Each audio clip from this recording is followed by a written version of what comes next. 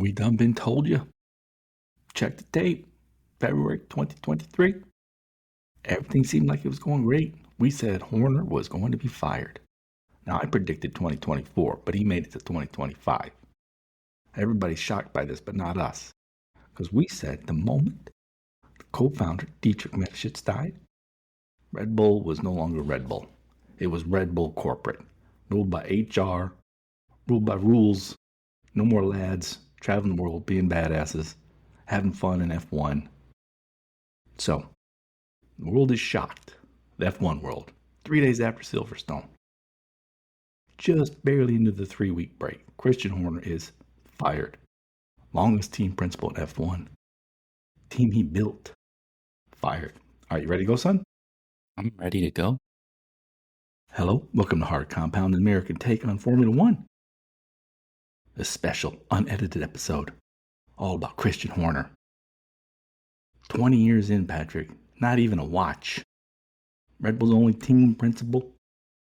After 21 years, 20 and a half, 6 constructor titles, 8 driver titles, he built that team. 4th most wins in F1 history. Ferrari, McLaren, Mercedes, not Williams, not anybody else. Red Bull number 4. All right, Patrick, give me your thoughts on the firing of Christian Horner mid-season. Well, we can say we're not shocked by the outcome. I think we believed that he was not going to be at Red Bull for very much longer. But I'm a little shocked by the timing of it. One, like you mentioned, we expected this to happen a while ago. And somehow he found his way through a bit of a scandal at the beginning of last season, right? And we sort of expected that was the end of Christian Horner at Red Bull. It wasn't. And the team started out great that season. They still won a driver's title last year. And I think that's why.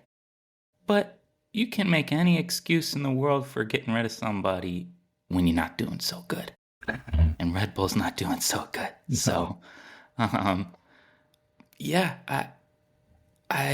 you touched on a lot of it. I mean, Christian Horner, what more is there to say? Look, if we talk about a guy like Gunther Steiner being sort of instrumental to Haas, their growth in the sport, how they were able to, find a place on the grid and show up to every race. They weren't so great, but they weren't last every year. They did something. If we talk about him being a really positive influence on that team, then we have to acknowledge how difficult it is to build an F1 team into the behemoth, I guess, that Red Bull has become. They have been, for the last 20 years, at the top or near the top. If we're talking about the top teams in the last 20 years, it's Mercedes and Red Bull. Yeah. And then Ferrari. Right. And then third. Maybe McLaren. Right. And a distant 4th. Right. This year, the exception. And it's because of recent history for McLaren, right? They have not been good for the previous, 15 years or so.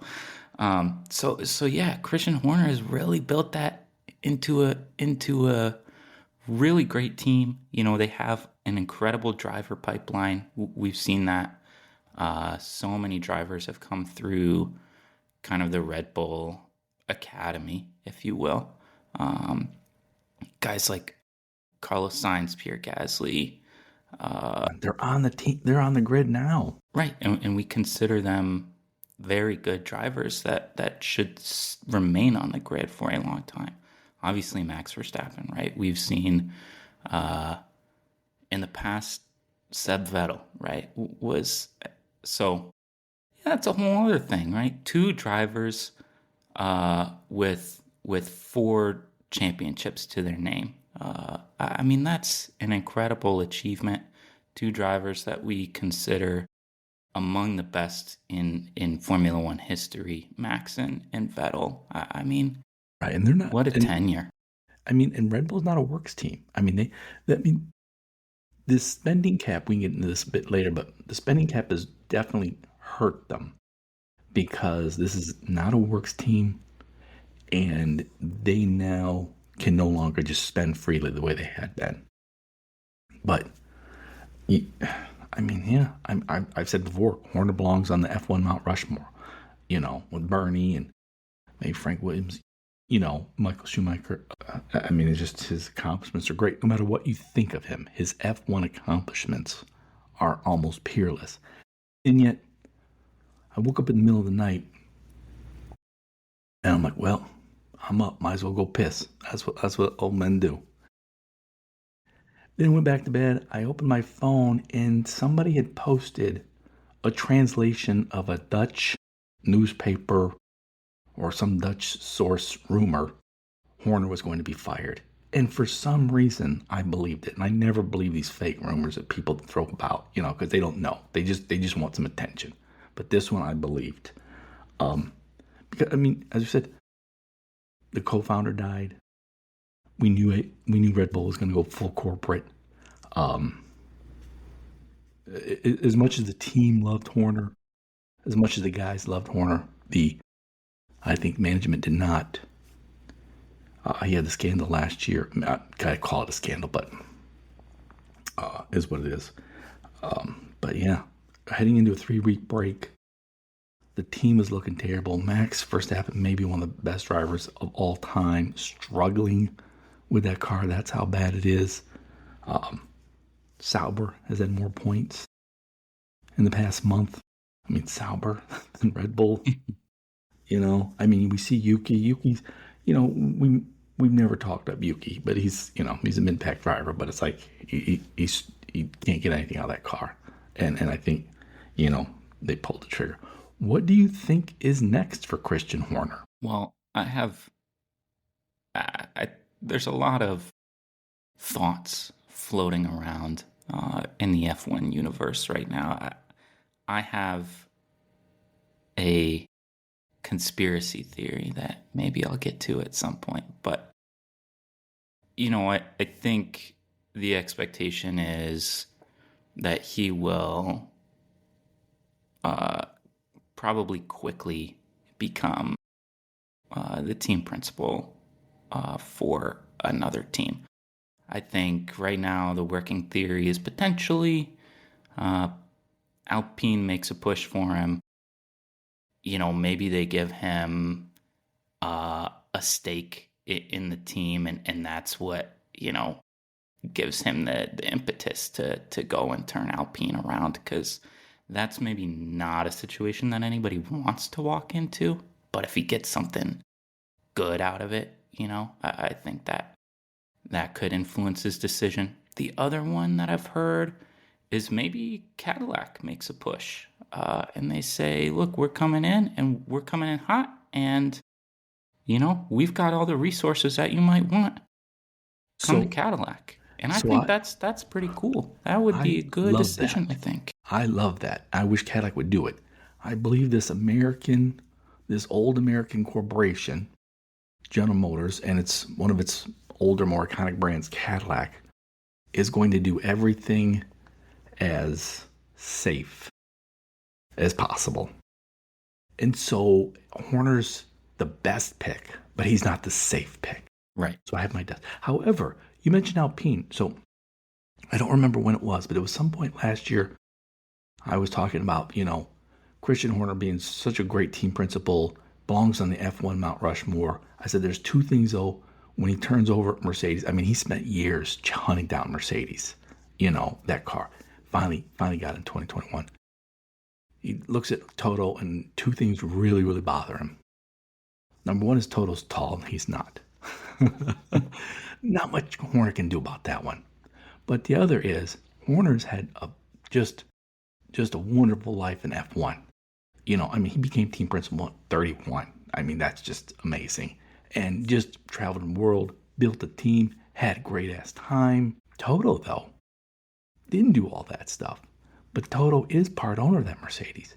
So whereas Christian Horner has earned millions, Toto has earned $1 billion.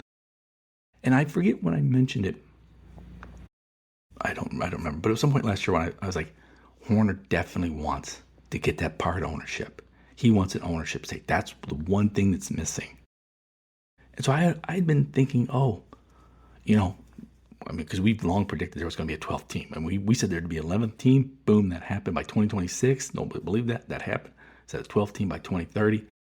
That gives him time. But I don't know, maybe your Alpine thing, because Alpine is in such disarray that he might be like, oh yeah, they'll hire me, but I can like maybe work out to where I get a little part contract, part ownership, or like if they sell it, I get first crack, Well, yeah, it's interesting. I mean, that team has been in such disarray, like you mentioned that. I think a number of investment groups and including actors and athletes and whatever have sort of taken pieces of the pie in Alpine. Small. They're ownership groups now of that Yeah. team, right? And so I can easily see Horner working out some kind of deal where he gets part ownership, or like you mentioned, the ability to buy pieces of the pie in Alpine. I mean, they are kind of, seems like, slowly selling off that team, and I could see him doing that, and hopefully, turning around the team. He's familiar with Gasly. They have some good things going for them and some really terrible things going for them. But I think if Horner, comes in, he might be able to figure out that situation and turn around the team. Let me put this to you. Now, a lot of our non-American listeners won't know who Jimmy Johnson is. Probably a lot of our younger American listeners won't know who Jimmy Johnson is. He is one of the all-time best football coaches in history. He coached college, won national championships there. He went on to coach the Dallas Cowboys, built a dynasty, won multiple Super Bowls. Then he was unceremoniously fired by the owner for kind of similar circumstances. Basically, the owner was like, hey, you think you're the top dog and it's not you, it's me. And so the owner basically, made a rash decision that has kept the team mediocre for the last 30 years. Jimmy Johnson was just an absolute badass coach. Nobody was better. And when he got fired, everybody was like, oh, I wonder if he's going to immediately take a job. I wonder if he's immediately going to go coach somewhere else, or will he take a year off? He was so good. But what he decided to do was like, no, I'm never coaching again. I reached the top, I won, and now I'm being paid a lot of money to be an analyst. I hang out on my boat. I have a good time. That's it. I mean, to this day, I'm shocked that Jimmy Johnson never returned to coaching. Do you think Horner might do something like that? Like, hey, I got the money. I'm married to a Spice Girl. I can be an analyst like Nico, Jensen. Just hang out. What do you think? Maybe. It could be.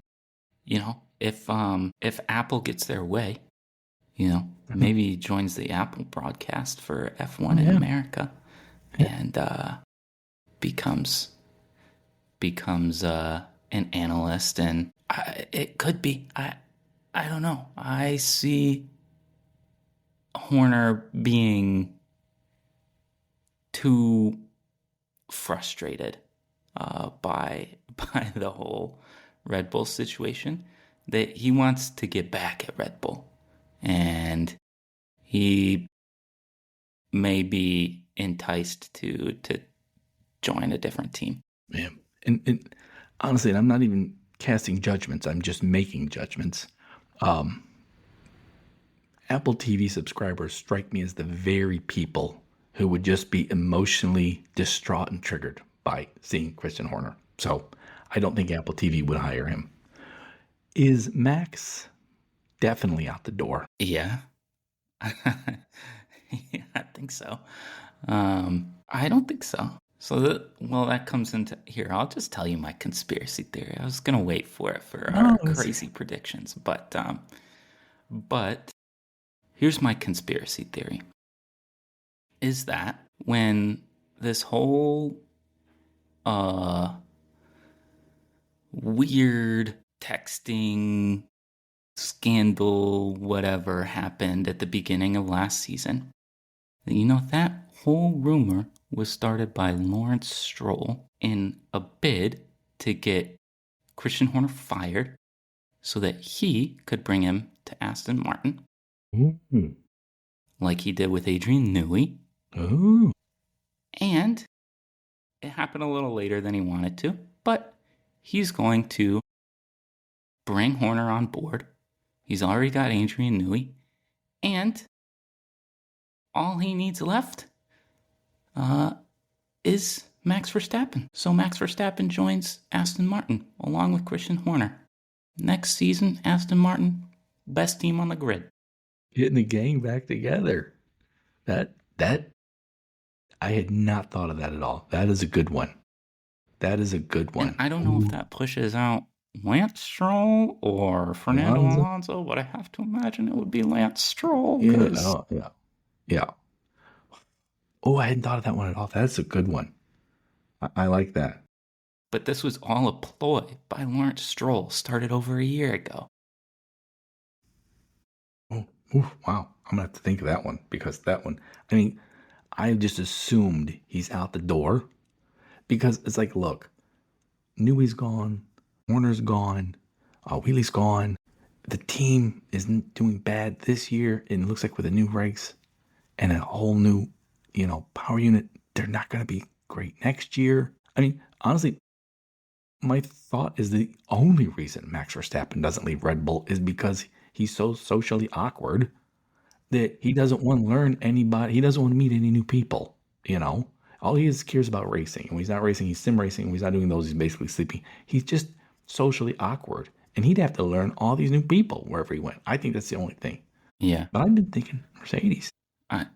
So I have one more option aside from Mercedes, because I think that's the obvious and maybe safe choice for him if he doesn't stay at Red Bull. But is going to Audi. Bortoletto hasn't shown anything this season. Yeah, that's true. Hulkenberg's been good, but if they want to win fast, bring in Max. I think that's a good option, and I think he would jump at that opportunity too. I mean, that looks like a team that has turned it around. Mattia Binotto is doing good things there, and I think Audi coming in would be a good opportunity. So yeah. And Wheatley's not at Aston, by the way. I was thinking of someone else, but wow, Audi or Aston? I mean, would he go to Alpine? Christian Horner went? I mean, I think, here's what Max said when Horner got fired. He's like, for my first win of 4 world championships, we have shared incredible successes, winning memorable races and breaking countless records. Thank you for everything, Christian. Which is a PR statement. That's not a band of brothers. That was written by ChatGPT, so right. So I'm not sure he will go where Horner goes, but it would be kind of fun to see them all back together. Yeah, I mean, Toto, I think, always played nice when Lewis was on the team, but Toto recognizes, look, if you want to have the debate who was the best ever in their prime, Lewis or Max, fine. But right now it's Max. And Toto wants Max. Toto's got ownership. He can offer whatever the hell he wants. I mean, I think for Toto it's... And we hear the 2026 rumors. We hear Mercedes is probably in front of everyone. And those are very easy rumors to believe, I mean, Vettel never won after he left Red Bull. But Max, I mean, it seems like if Max went to Mercedes, he's absolutely in the running. I don't know. It just seems like it'd be too hard to turn down, don't you think? Yeah. I mean, it seems like that's really all he cares about, racing and winning. So I imagine that he would want to go where he believes the best opportunity to win is. And it is easy to believe that's Mercedes. Um, but, I think the other two that I mentioned are, a little bit harder to believe, but I think they might be able to put together a good pitch for someone like Max. Yeah.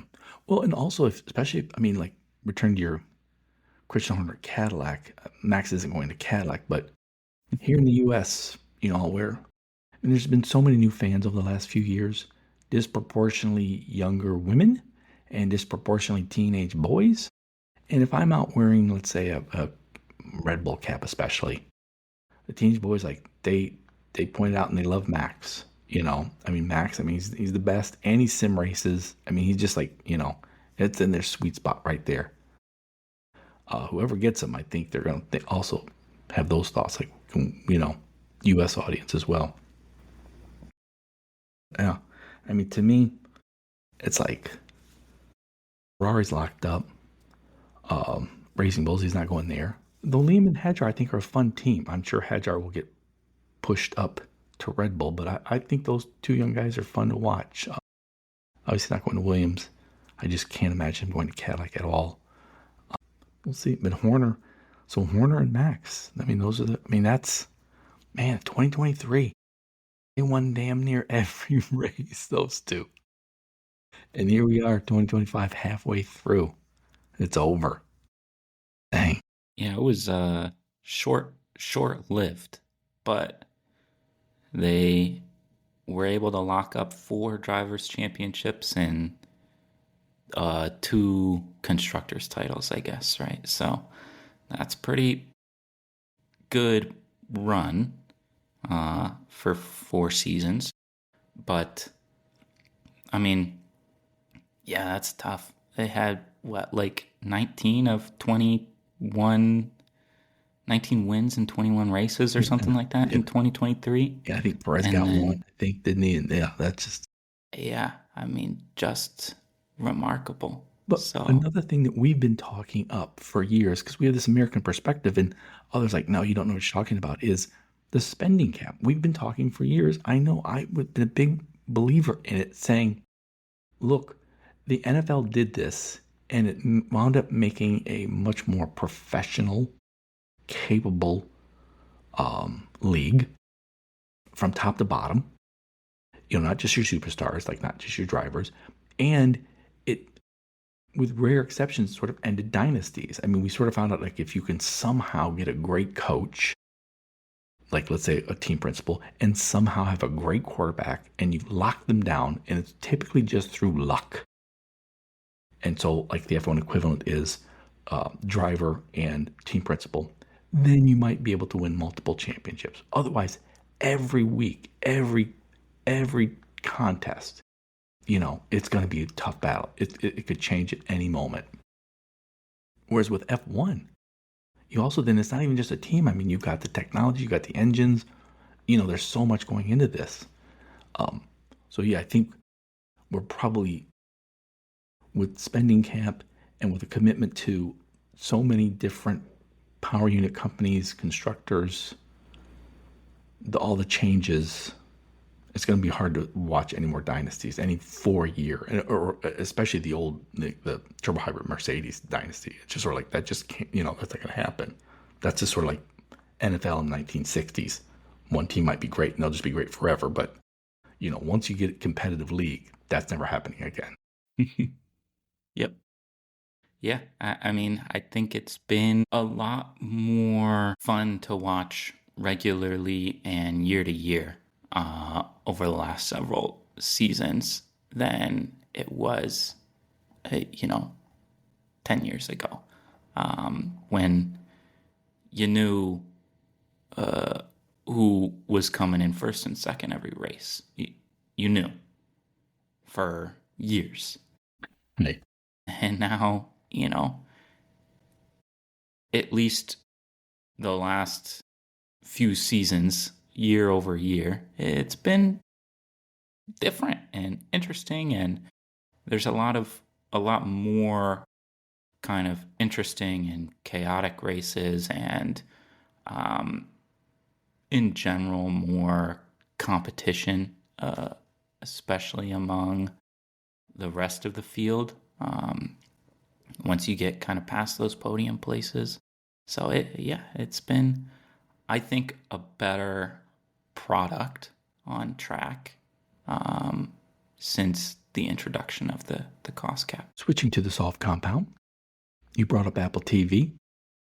The rumors are looking more and more likely that the U.S.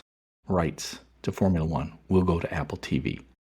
That ESPN, the big sports network here in the U.S., will no longer pay what's being asked. I think they've offered like $90 million a year, and Apple supposedly is offering at least $200 million a year. I don't know. What are your thoughts on that? I think that is sort of expected almost. I think we expected a streaming service to basically take a run at the broadcasting rights and ultimately get them. It didn't seem like ESPN really had much of an interest in F1, in streaming F1, or broadcasting F1 races. So it makes sense to me. And with the release of the F1 movie and how much they spent on that, and how much they've made, I guess, over the first couple of weekends, it seems like they are kind of the prime focus for the broadcast rights here in the U.S. And could be good. Apple a few years ago got the broadcasting rights for MLS, the soccer league here in the U.S., and have done a fine job with it. I think they seem to be committed to broadcasting at least a decent and reasonable product. So hopefully, if they do end up getting those rights, then they do a good job. And I expect them to. I think they'll bring in the right crew and do the right kind of stuff. So, I don't have Apple TV, but in ESPN, I mean, they never really cared. They just rebroadcast the Sky Sports broadcast, which I love the Sky Sports broadcast, but it's sort of like you could tell it was, stepchild. They never really cared. Whereas I think if Apple were to spend the money, we'll get a lot of local content, a lot of American content. I mean, I'm sure they'll do news clips, podcasts, behind the scenes, all kinds of stuff. I mean, they'll really do. But, I mean, I guess the question for you, though, is it long-term smart for F1? Because that's going to give them a lot of money. Instead of about $100 million a year, they'll get $200 million a year. On the other hand, the last 5 years especially, F1's had a lot of new fans in America in the last 10 years, but especially in the last 5 years, and especially since Drive to Survive. I mean, you put F1 races on a platform that damn near no one watches, Apple TV. I think you can say you're no longer going to have new fans. You're no longer growing the fan base.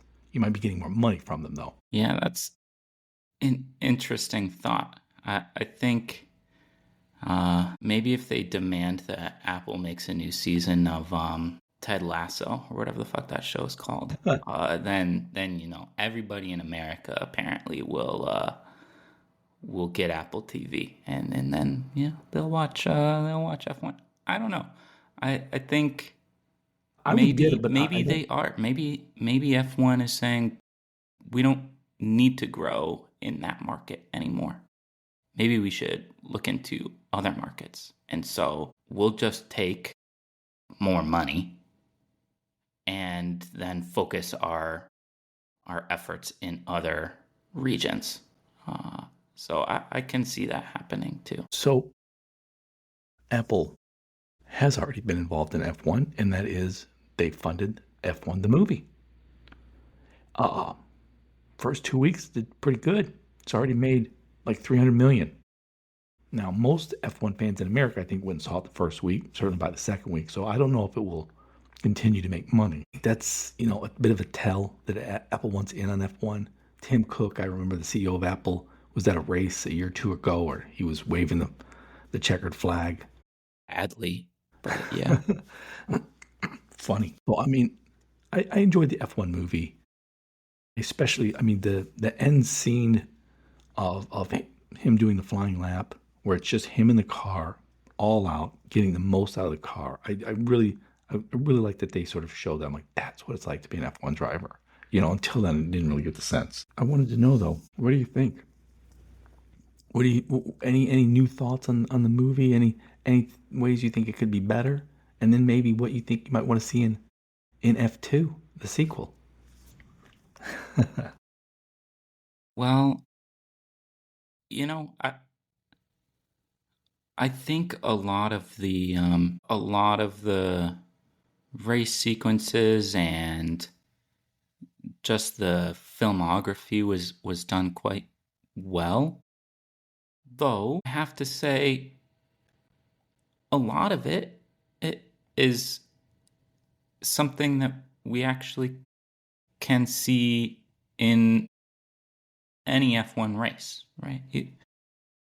Like there are driver cams and cockpit cams and all kinds of cameras all over the vehicles that you can, if you have F1 TV, you can watch any of those views. So, maybe the allure fades a little bit, after this. I think it's exciting, I think, for F1 fans because, at least in America, there's not much made about the sport. And so it was fun and kind of exciting to see it. And I think it was filmed well. It was cool. I did, I just, to continue on that point, I appreciated that they made such a big deal out of tires. Now, and I'm sure people who just went and saw the movie because Brad Pitt was in it and or Tom Cruise helped promote it were like, why the hell are they spending so much time on tires? Who gives a shit? And I'm like, look, it's important, okay? And I also appreciated that they spent a bit of time discussing the importance of strategy. Now, admittedly, in the movie, every strategy they employed was a ridiculous strategy that would never be allowed, but nonetheless, tires and strategy. But I just think they got so wedded to the idea of like, oh, we're gonna like right down to the driver cam, right down to everything. This is gonna be like how it really is. But it's like, well, like you said, yeah, hey, I've got F1 TV. I know how it really is. What what's the story arc of these characters? What's life like being in F1? What's it like hanging out with the other drivers? What's it like being in the paddock? We didn't really get that. Right. Yeah. I I I think there wasn't really any like emotional appeal. It was just like, hey, they made a cool film about F1, uh, and they have some cool shots, and it's pretty neat that they got such like uninhibited access to the actual sport in order to film this. And so there was a lot of novelty, I think, in that regard, and that was fun. But yeah, like you mentioned, the movie itself and the kind of character arcs and direction were lacking a little bit. Yeah. Yeah, there were no stakes, like you said. I mean, it's like the stakes. Look, this is an F1 podcast, and the movie's been out for a few weeks, so we're going to give stuff away. I mean, the stakes were, well, they have to win a race, and if they don't win a race, well, the team will still be around, but this current team owner, who we don't really care about one way or the other, because nobody really had a story arc. Nobody really had. We didn't really get in depth with everybody. Everyone got their 1 minute spiel, but that was it. So we didn't get character arcs really. I mean, how did any of them change? You can't really say. You're like, well, Brad Pitt's character. I mean, he got a win in F1. Oh, that's pretty cool. It's not like Field of Dreams where he came back in time and some of his life was saved. There's like no stakes. Like, oh, get a win. I just almost felt a little betrayed in this. Like, wait, it doesn't even get a win in F1, and we saved the family farm. Get a win in F1. Now we have enough money to send, Bobby to medical school. It's just, no, get a win in F1. I'm like, this is the lowest stakes of any movie I've ever seen. Yeah, I mean, I don't know. It was a little goofy. Yeah. And it combined with, like I said, I go to an old theater. Like I went last week, an old theater built in the 1920s, to see silent movies. I don't go to movies that normal people go to. I did for F1. And I did not like the movie going experience.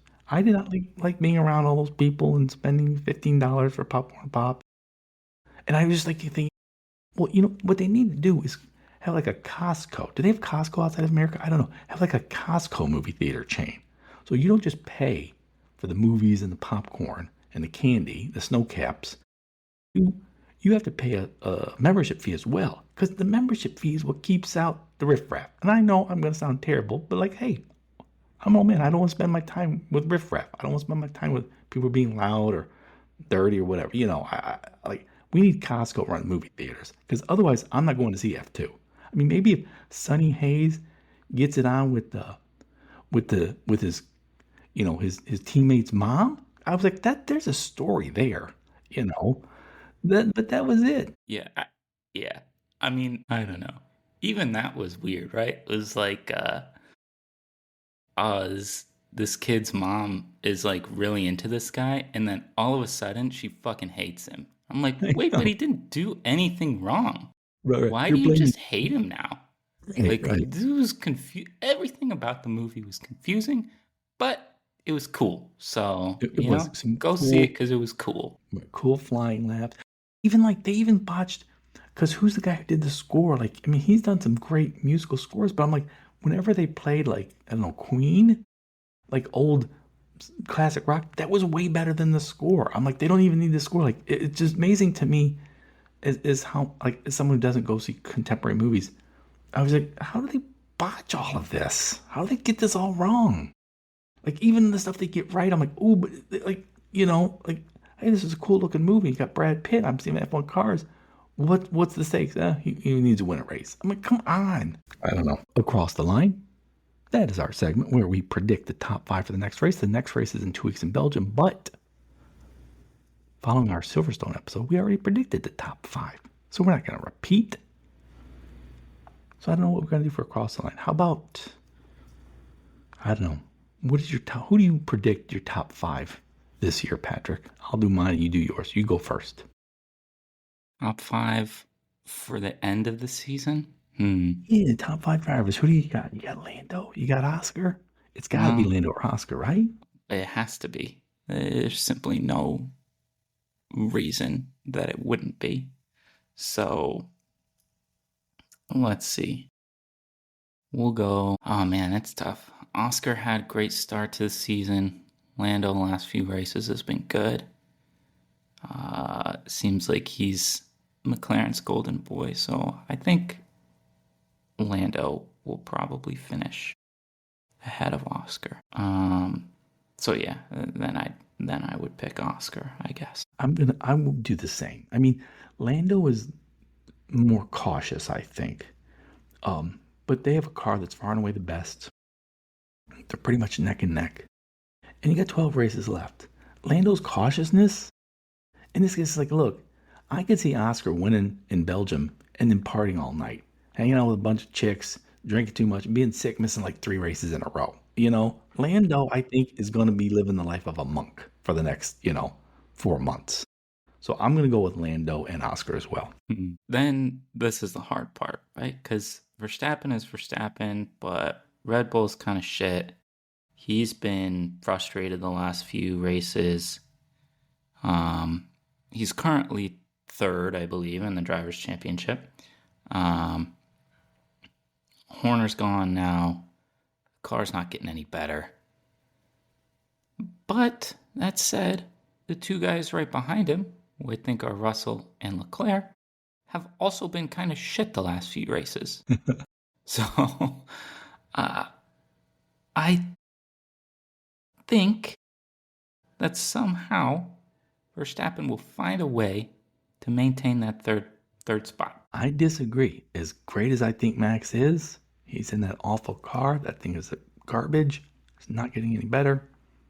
George now hears all the rumors he's being replaced, or he will be, and I think he's going to give the second half of this year is going to be his best ever in F1. He is currently at 147, so he's 18 behind Max's 165. So I'm going with George and then Max. Interesting. So who did you have as fourth, George? Yeah, I think George will remain fourth. Well, yeah, I think he'll remain fourth. I think he's currently at 147. Leclerc is at 119, and Lewis is at 103. He's far enough ahead, and the Ferrari has not surpassed Mercedes by so much yet. Right. That it's hard to and imagine that he would lose all those points.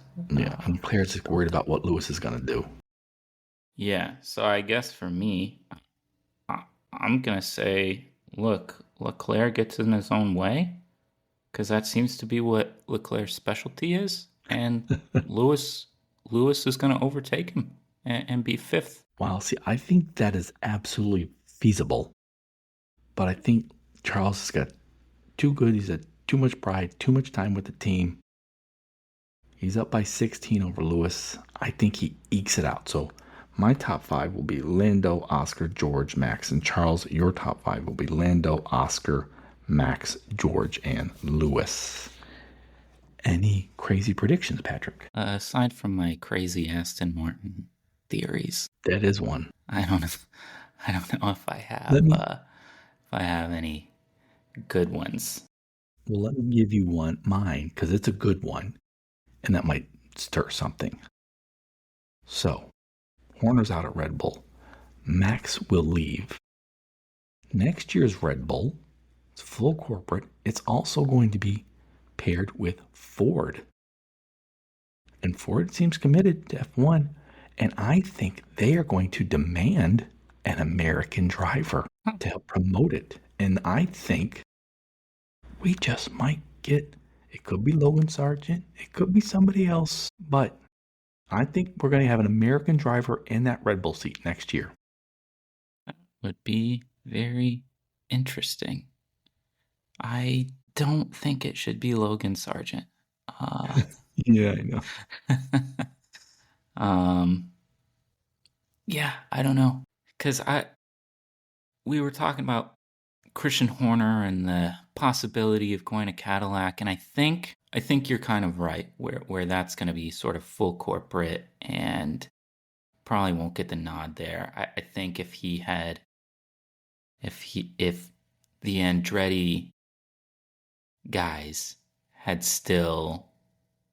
hadn't had their bid rejected for no fucking reason at all, yeah, it would be a better possibility.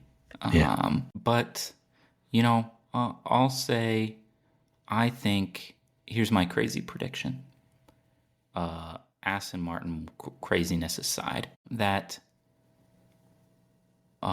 there will be a new bid for a 12th team on the grid that Christian Horner will head in 2030. Would be a good one. I would like to see that, and I can absolutely believe it. That would be a good one. Christian Horner heading up, team principal and partial owner, 12th team. That would be awesome. All right. I want to thank you all for listening to everybody's most beloved father and son F1 podcast. It is much appreciated. This was a quick download, unedited. We will be back to our regularly scheduled program in 2 weeks at Belgium, and we are lights out. See you. Thanks for listening. You just finished listening to Hard Compound, recorded in Ann Arbor, Michigan, and around the world.